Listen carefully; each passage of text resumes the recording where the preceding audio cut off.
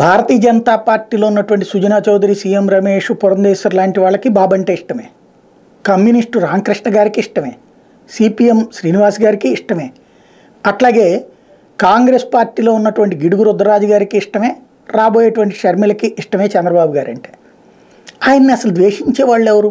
ఆయన అందరూ అపారంగా ప్రేమిస్తారు. ఎందుకు? ఆయన అన్న వీళ్ళందరూ డబ్బులు ఇస్తాడా?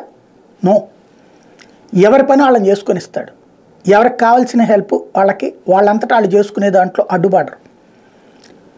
రాజకీయం మొత్తం మాత్రం బాబు గారు చెప్పినట్టే జరగాలి.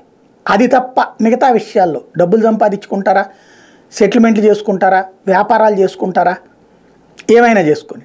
ఇంకొకటి, సమస్య వచ్చినటువంటి సందర్భంలో డబ్బుండి పొలిటికల్గా ఉపయోగపడతారనుకుంటే ఏదో ఒక పార్టీలోకి తీసుకెళ్ళి షెల్టర్ ఇప్పిస్తారు. ఇప్పుడు షర్మిలకు కాంగ్రెస్లో ఇప్పించినట్టు, సునీతకి వెనక నుండి సహకరించినట్టు లోద్దరాన్ని పెట్టి, అట్లాగే సిపిఐ సిపిఎంలకి ఇప్పుడు స్థానికంగా హెల్ప్ చేస్తున్నట్టు పవన్ కళ్యాణ్కి పార్టీ నిర్మాణంలో సహకరిస్తున్నట్టు అట్లాగా. కాబట్టి తను ఇండివిజువల్గా కంటే కూడా ఇతర పార్టీలో ఉన్న వాళ్ళ చేత ప్రేమించబడటమే ఆయనలో ఉన్నటువంటి స్పెషాలిటీ.